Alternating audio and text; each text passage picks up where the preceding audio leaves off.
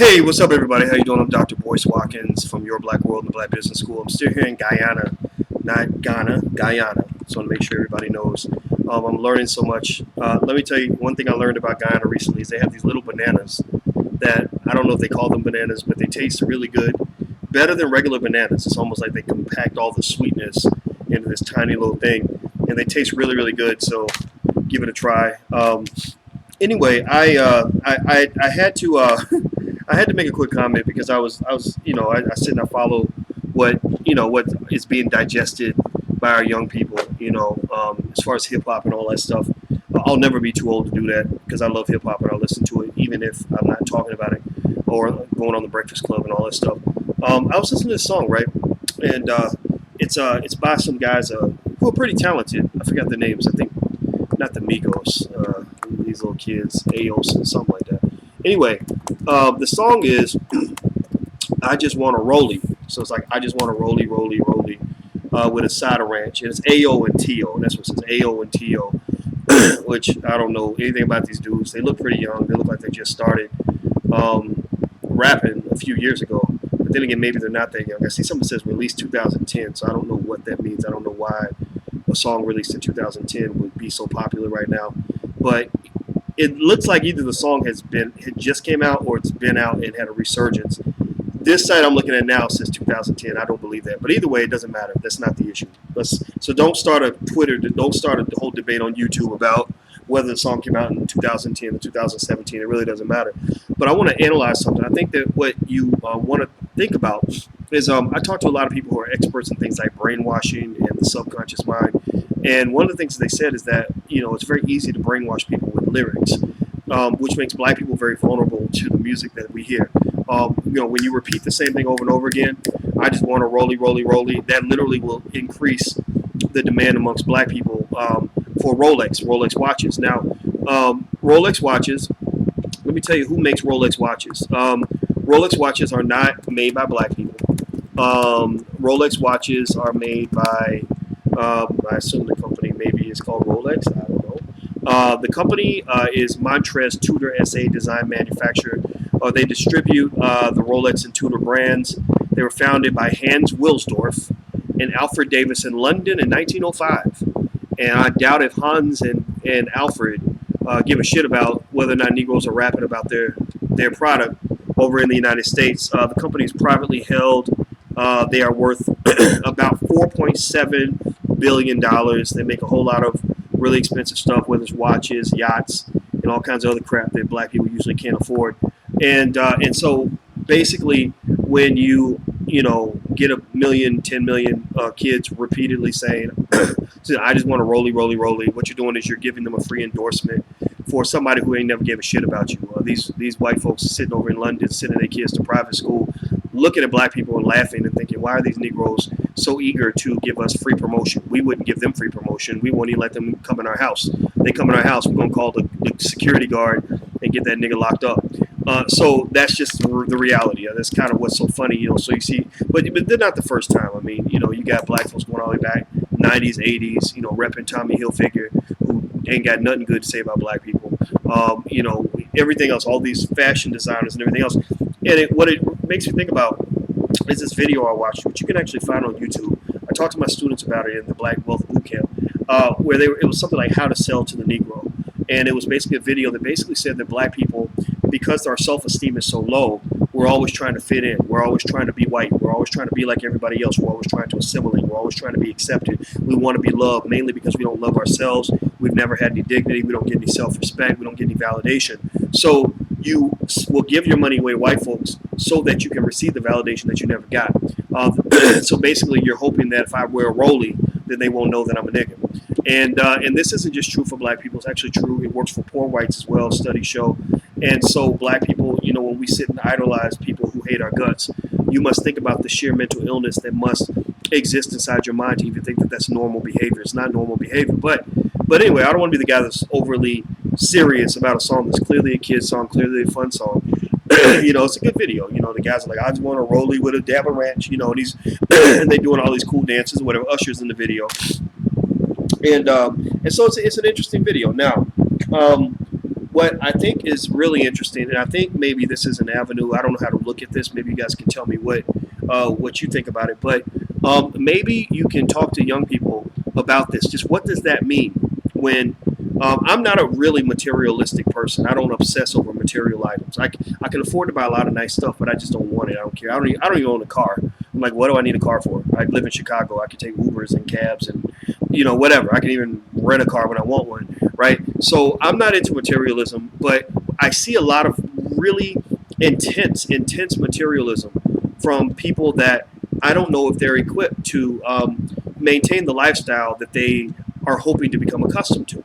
And what I mean by that is, if you're growing up and you're not, educating yourself on wealth and where the money's at and how to get the real money, or you're just thinking that you're gonna get a record deal or or an NBA contract, which most 99.9% of y'all are not, or all of us are not.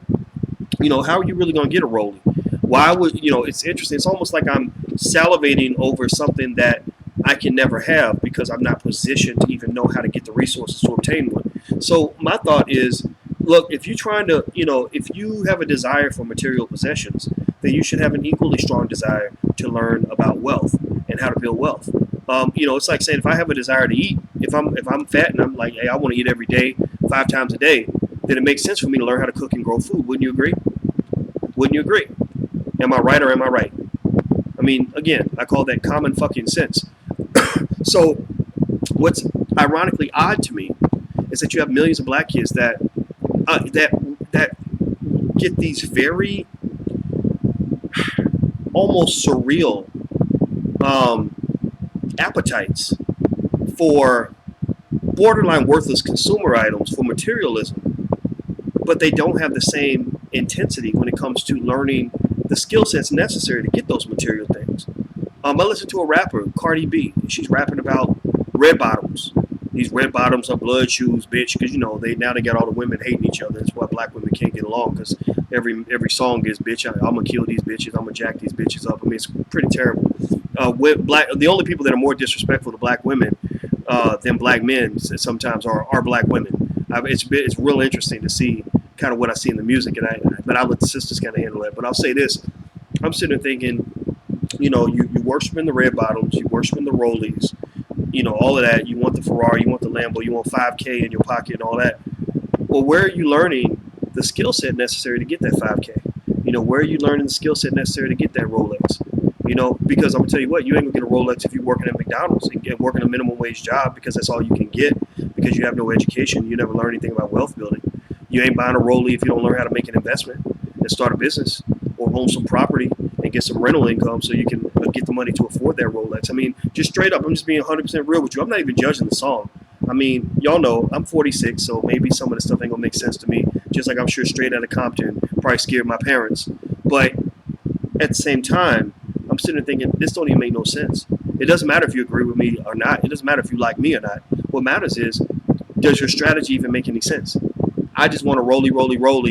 I'm going to rap all day. I'm going to sing about it. Now I ain't singing about, I just want an education. I just want a book. I just want to read. I just want to learn. I just want to learn how to I want a portfolio, or I'm dying to get me some capital. You ain't hearing all that. You're hearing, I want to rollie. Okay, fine. You want to rollie.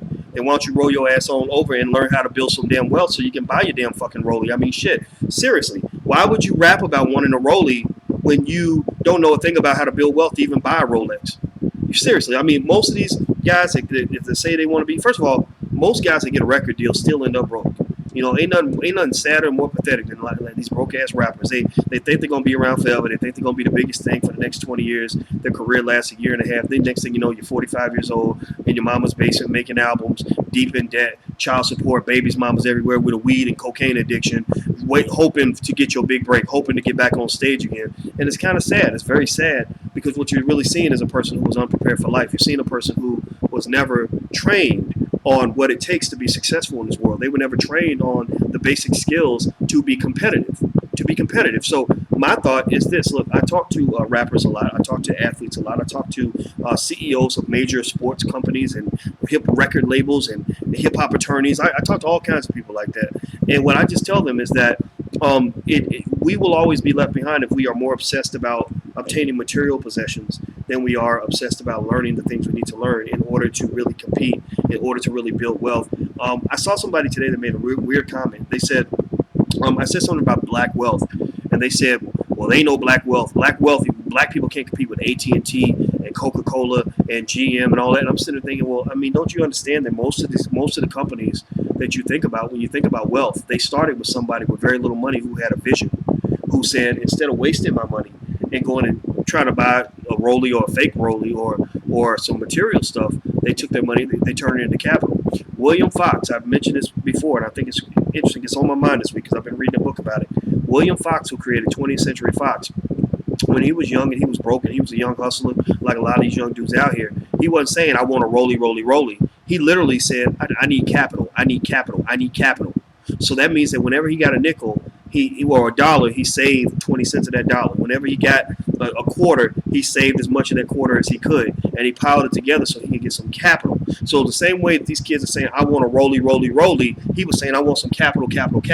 So he started his business and created 20th Century Fox, which is now a multi-billion-dollar company. He started as just as broke as you are, just as broke as I was, just as broke as everybody is. Because the thing about wealth that people don't understand about wealth is that wealth can be large, wealth can be small. Wealth is simply an accumulation of resources that ultimately belongs to you.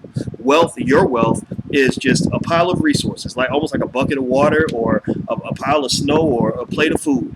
It's yours. That's all it is. And no matter if it ain't the biggest plate in the world, as long as it's your damn plate. So black folks, what you got to understand is that you're trying to eat off an empty plate, and you're up here talking about you want to feast, you want to eat the biggest feast, but you ain't taking no time to learn how to cook in the damn kitchen. Why would you want the biggest feast? Why would you sing and rap all day about eating the big piece of chicken when you don't know nothing about cooking a chicken? You don't know how to get access to a chicken. You don't know how to raise a chicken. You don't know nothing about any of the process that comes into actually getting control of the chicken supply, but yet you crave something that your master controls. So think about this. When I tell you guys, black people are the biggest supporters of white supremacy that there are.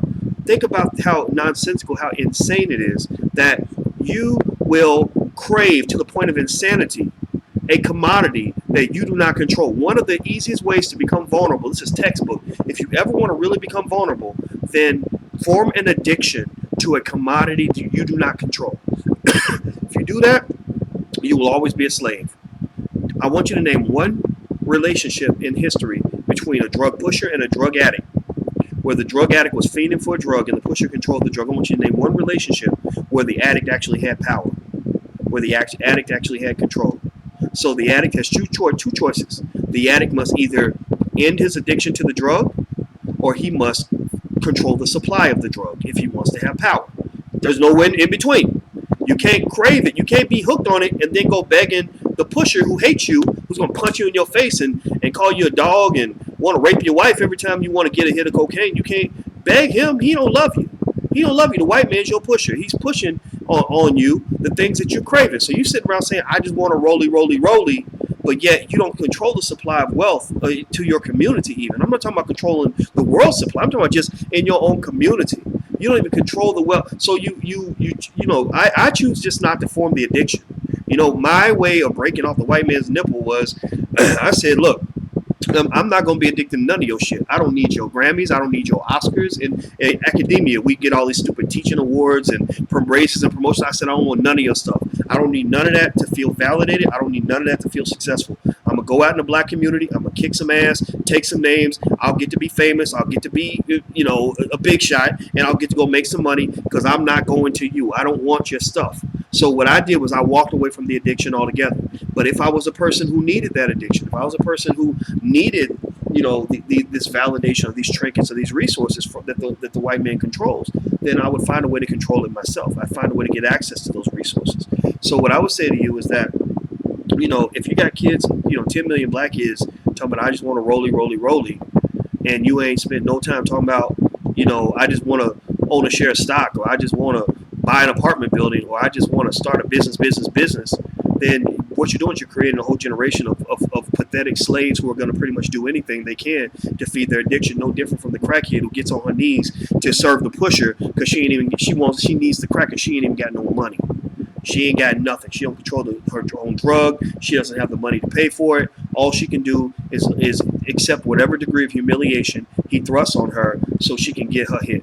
So black folks, that's what you do. When you become excessively materialistic and you have no understanding of wealth, then you pretty much become like that crackhead who does any kind of song and dance, any kind of cooning, tiptoeing, whatever you got to do, shucking, jiving, whatever you got to do to get access to the thing that you become addicted to. That is white supremacy in a nutshell, about as raw as you're gonna get it. So when you rap about, I want to rollie, and call me Dr. Boyce, the academic gangster rapper, because I know I cuss a lot, but I just got to tell the truth about this shit. This is stupid. This is dumb. And 90% of our culture is retarded. 90% of our culture that we see in media is stupid. 90% of black culture, the stuff that you think is black culture, that ain't even black culture. That's what some white man put on you in front of you on TV to make you think that this is black. Oh, well, that's a black person on television doing that, so that must be black culture. No, that's something somebody fed to you. Come on, man, give me a break. Anyway, I gotta go. I'm sorry. I think y'all caught me when I was in a bad mood. But anyway, let me get out of here.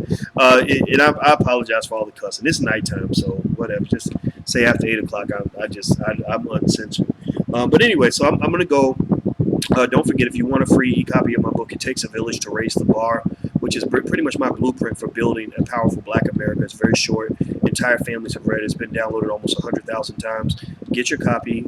Read it with your kids. Read it with your wife. Read it with your husband. Read it with your family. Talk about it. Make notes. Take some key points. And take what you can and add that to whatever you believe will build your family. And let's just build together. Let's build things that make sense. Because, run around here rapping about, I just want to rollie, or Molly Percocet. Like, that's just insanity. That's crazy. That's just, that's not going to lead us. That's going to have us sitting there looking as dumb 70 years from now as we looking right now. It's weak and it's powerless and it's crazy. That ain't who we are. We're supposed to be better than that. So be strategic, be intelligent, be deliberate. So go to drboycewatkins.net if you want a free e-copy of my book. That's drboycewatkins.net. Also, the All Black National Convention takes place September 29th to October 1st. You can learn more at allblacknationalconvention.com. That's allblacknationalconvention.com. If you want to see me in London, you can go to drboycelondon.com. That's drboycelondon.com. So I'm out of here, guys. Have an awesome night. And I don't want no rollie. I want some sleep. So I'm about to jump up out of here. Talk to you soon. Love you. Peace.